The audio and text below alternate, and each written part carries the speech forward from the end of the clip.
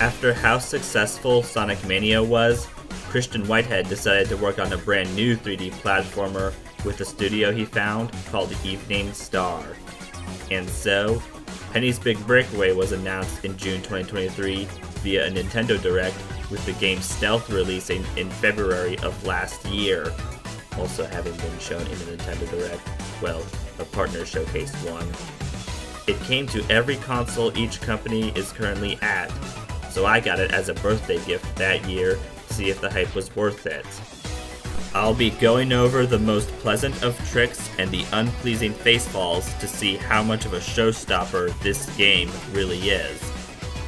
Have your yo-yo string ready, because it's time to break away and spin. Hey, I'm Owen the Fictionboy, and here's my good thing bad thing jig on Penny's Big Breakaway. Good thing.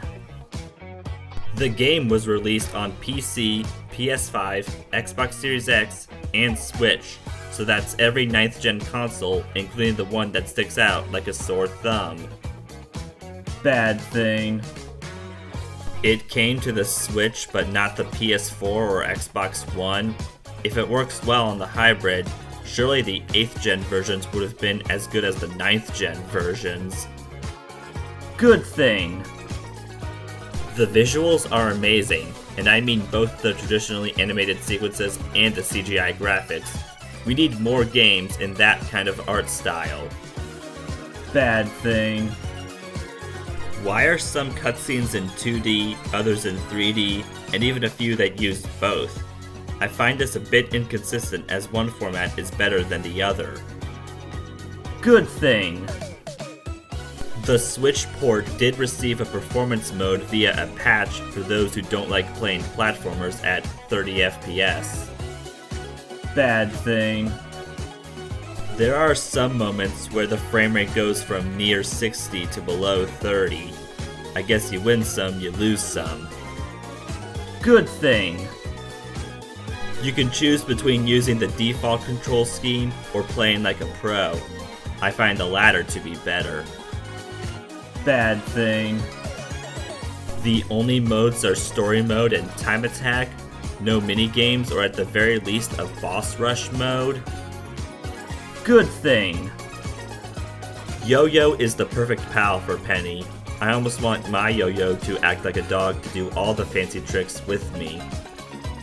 Bad thing. Judge Rufus blames Penny for disrobing Emperor Eddie when clearly Yo-Yo did it himself. Sure, he realizes later, but it's like he chose not to notice earlier.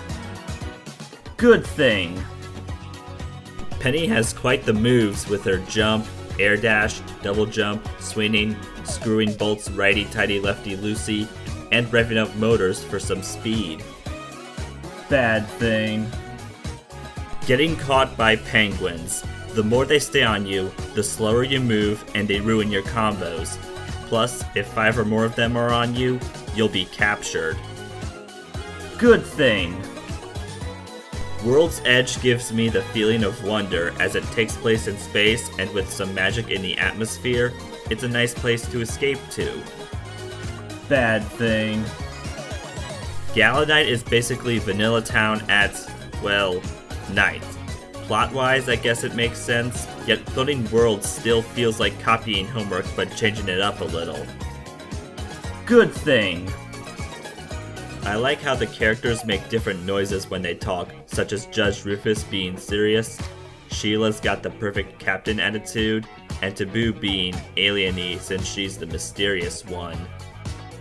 Bad thing. How come Penny isn't able to speak, but Puppet Penny is? That would be like if Metal Sonic spoke, but Modern Sonic stayed silent. It's just not right. Off-topic thing. The Lincoln Wheat penny value is in circulation.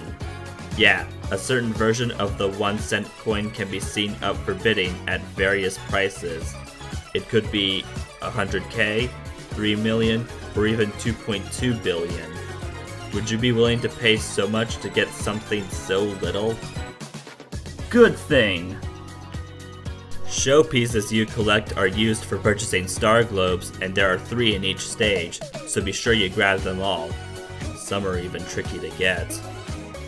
Bad thing. Those bonus levels are way too short.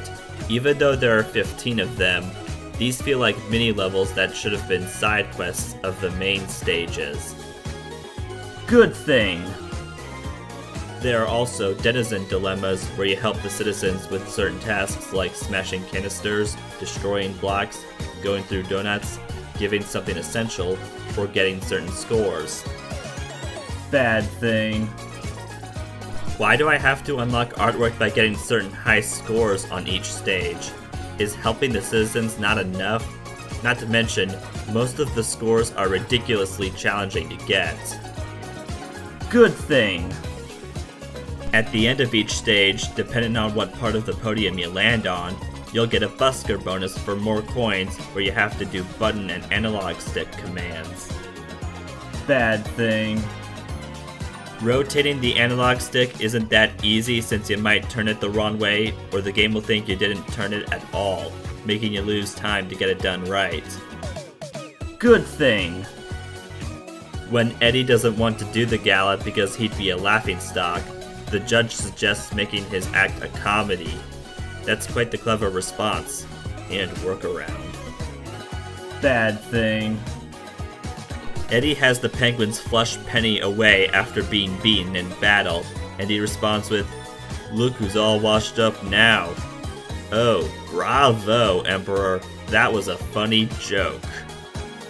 Good thing. There are nice power-ups like the burger that lets you smash blocks and roll a ball, you can fly and glide with the whirling wafer, and the Endurian makes you invincible and go through lava paths. Bad thing. The hammer is basically the one-use burger, the magnet is alright, but the hot rod pepper is good for going at blazing speeds across unsolid terrain until you hit something and end up falling. Good thing. Some bosses are neat, like the Sheila fight. You can fix her bow without necessarily hurting her. Mr. Q has a billiards match. The Puppet Penny duel is part race, part coin collecting battle, and the giant robot penguin is a mechanical menace. Bad thing. The penguin ball chase is whatever. The first Eddie face-off is a joke, and the Judge Rufus battle is fine. Yet once the final showdown gets more and more interesting, it's over before you know it. Good thing. Taboo's magic of turning Eddie into a giant is quite the craftsmanship, and it's satisfying seeing the two reconcile and the Emperor even forgiving Penny, as well as all 3 of them being part of the show they put on. Bad thing. Apparently, there's a brief post-credits scene of Judge Rufus saying that Penny has to do 1 whirling wafer of community service, despite the gala being a success because of her. Ha ha ha. Good thing. The game got its fair share of positive reviews for the unique controls, yo-yo mechanics, the music being an earworm, a unique level design, and it's a game that was hard to put down for some people. So I wouldn't be against the IP expanding as a franchise, whether it gets a sequel or a TV cartoon. Bad thing. The few aspects of the game that can't be ignored, however, are the wonky camera, some bugs like Penny getting stuck in walls, or lava hitboxes being unfair in 1 or 2 of the star globes, and I did experience some crashes in my playthrough due to errors. Well, it seems that a lucky Penny ended up being a striking superstar, eh?